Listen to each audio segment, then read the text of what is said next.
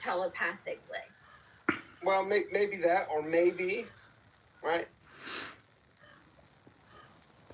Good morning, good morning, good morning. It is Friday, June 27th, 2025. Oi, oi, oi. Oh, bugger. I'm out of coffee. I better keep this short. Anyway, just had my first cup of coffee of the day, listening to lots of friends of mine pontificating on their version of this reality. So, where are you at? It's a question. Anybody out there want to explain where they're at?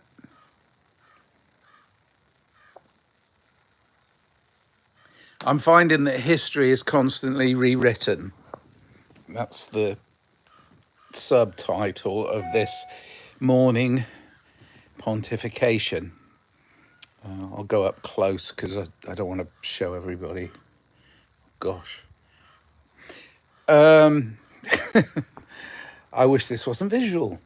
Okay. Well, if it isn't visual, then just talk. Okay. Ooh. If I keep it up close, oh God, the cable. I've got to have my phone plugged in because it's running. Okay, there you go. Gosh, where are you at? And history is constantly rewritten. Well, of course it is. Always has been, you see, because we're history. Oops. Now we're history. Oops. You see, we create history in the moment. So where are you at? Are you here right now? Nobody here. Probably too early in the morning. Anyway, gosh, things that happen. We always seem to be on the brink of war. Brink.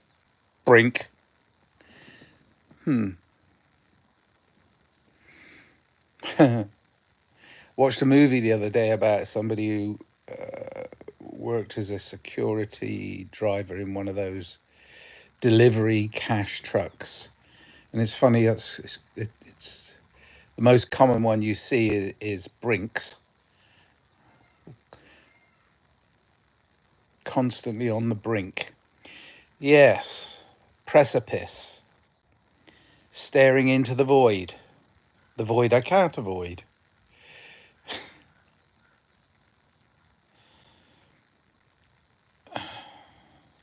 Everybody's talking about the resets and the times that during our human history, when was it reset?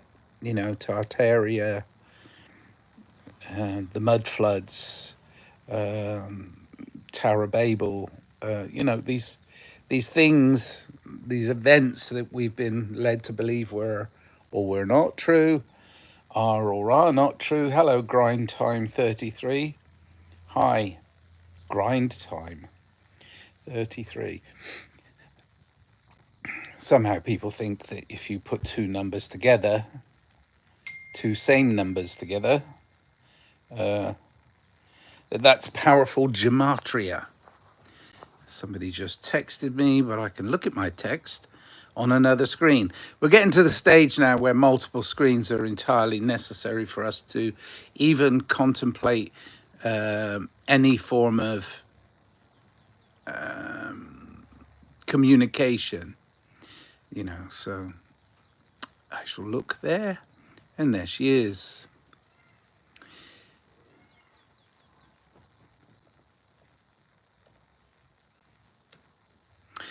There she is. So somebody just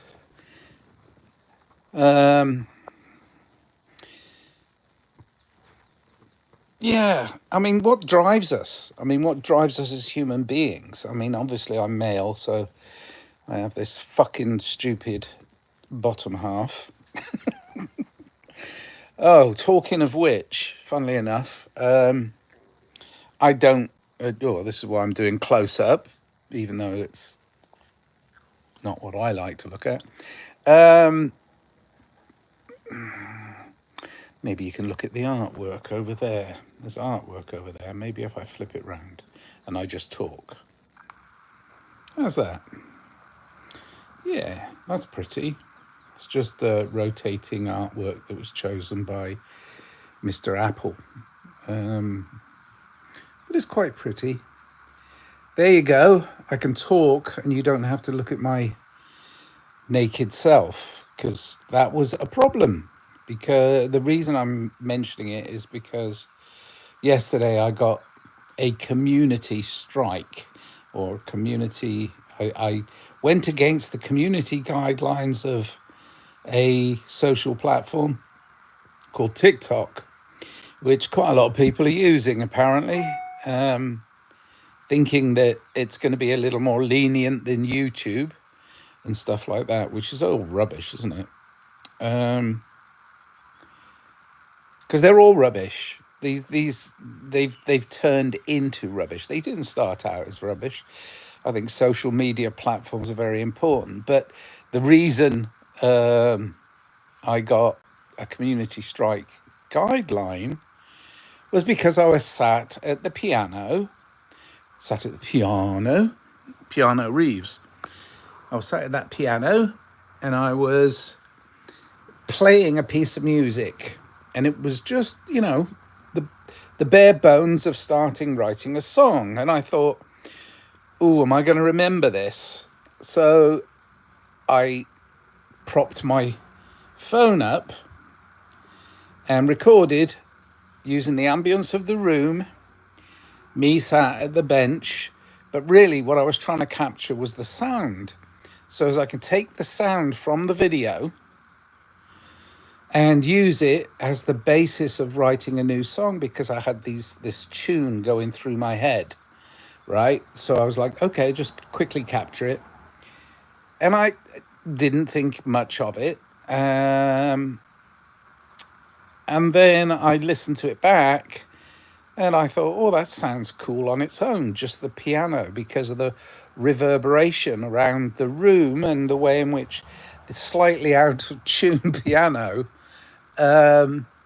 sounded. So I thought, oh, you know what? I'll post it on TikTok because I like the bare bones sound of it. And I thought, well, I better put a filter on it because I don't wear clothing in the house. But I had my back to the camera and it didn't look bad, but I put it in black and white just to sort of obscure it a little. And it shows probably 3 or 4 inches of ass crack because I'm sat at the bed and it's behind me. I'm only showing my back. I'm not full frontal nude or anything like that. And I did have a pair of sandals on, so I contested their nudity community strike against me. I contested it. I appealed, and of course failed in the appeal. But I did say in the appeal that I wasn't naked, I wasn't nude, because I was wearing sandals, because I like to wear something on my feet, because I don't know, there's textures and things on the floor that kind of, I've got very soft feet. Anyway, so that failed miserably. So I thought, well, that's silly, because the stuff they're showing on TikTok, half naked ladies and, side booby shots and all these, like, trying to tempt these young boys into masturbatory lives. All of that shit is all over TikTok, as well as graphic violence. I mean, it's just gross. But it's fun playing on them. I can access some of my music and put it to little videos of images that I like and shot. It's kind of fun to play there. So I was a bit pissed that they gave me a community strike for showing a bit of ass crack. So I went on one of the other social platforms and just took a 2-second clip of Monty Python. when they had the naked piano player or naked organ player, and now it's, and he's turns to face camera, but he's, his bare backside is showing towards camera. And I thought, well, that's everywhere, that's on all social media, that's wonderful. And it was funny, and I didn't think of it as anything but fun. But of course I got community, so I thought I'll post that. So I posted that, and of course that went up, no problem whatsoever. And then I thought about my description of where we were going during the pandemic, and what was happening right before the pandemic hit hard. I said, "Buckle up, people," because, and this was in a podcast, but I can now, I can't find it, of course, but I think I've said it many times, and I've said it to most of my friends, is life is now like being in a Monty Python sketch with no punchline. Or when you think about the da da da da and turning to camera, naked organ player,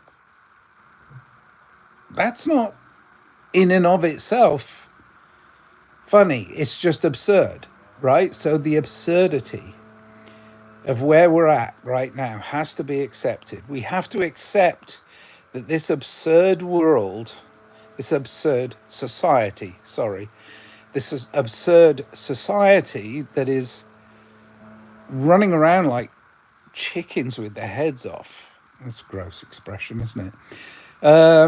Yeah, just running around, just completely. Oh my God, we're at the. Oh my God, it's going to be a war. Oh my God, I can't afford my groceries. Oh my God, da da da. It's like, wow, the whole panicky fear grip that the world has. Now I thought about it, and I was like, well, when did I first recognize? And you have to go back to trauma. One of my wonderful friends, who is a remote viewer, believe me, remote viewing is possible, but I don't want to get into a million conspiracy theories, and I don't want to go off on my tangent, on a tangent. Sorry, the tangent. Okay, I follow a lot of conspiracy theorists, some of which are very, very entertaining, some of which are not, and of course now with everybody's sort of playing on social media in some way, shape, or form, or watching the media, which has also got very strange. The mainstream media has got very strange. But all of it is propaganda. None of it is real. So there you go. One of my favorite podcasts, Quantum of Conscience, he will let you know in no uncertain terms that if it's real, it's fake. Right? Because we create this reality in the moment we're in. Even with the leaf blower in the background and the birds waking up and all the noises around me, this is my reality.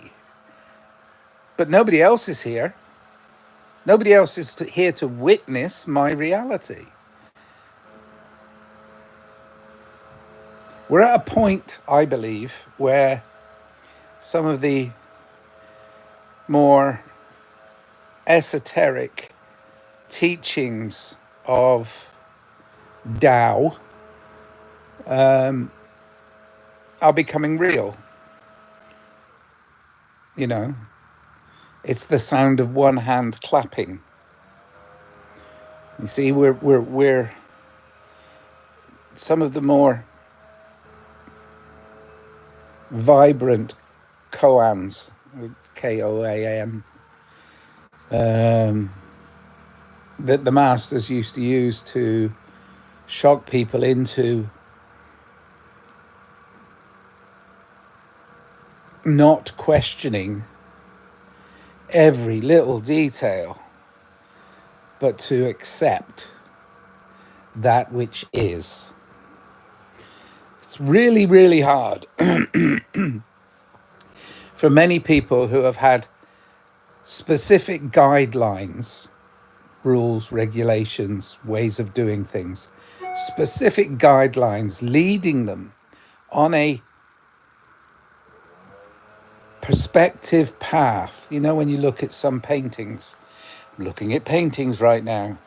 In this one, there is no particular perspective, but the central point of the picture draws you in.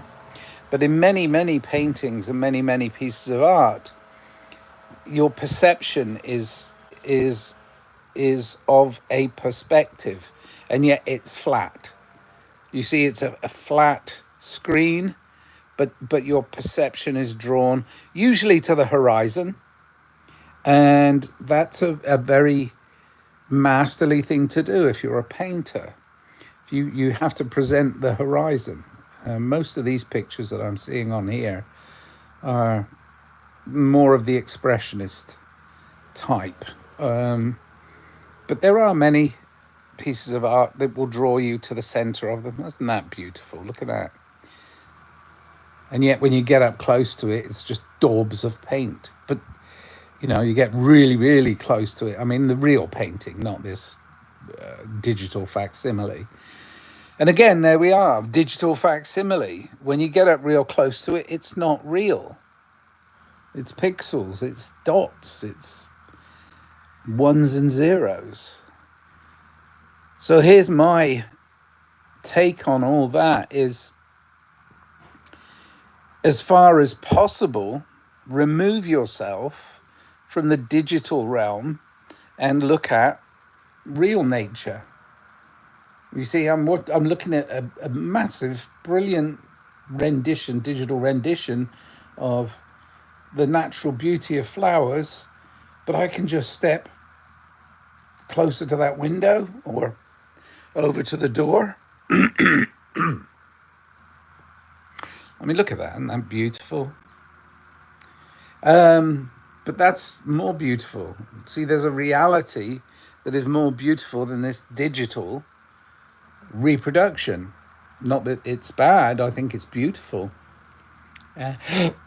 So wherever possible, get out in nature.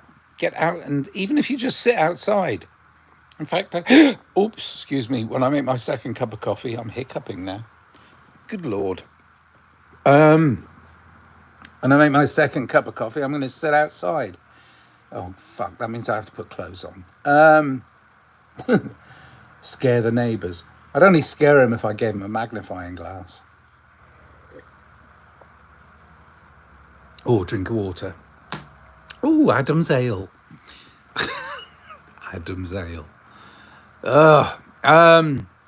Gosh, the times and times and times history has consistently repeated itself. And here we are again on the brink of WW, I don't know. We run out of numbers. You know, there's an old template that keeps getting thrown over these new problems. And there it is again. Oh, we're going to war. It's like, stop going to war. Look at the beauty. No, I'm going to take you to the window. Take you to the window. Oh.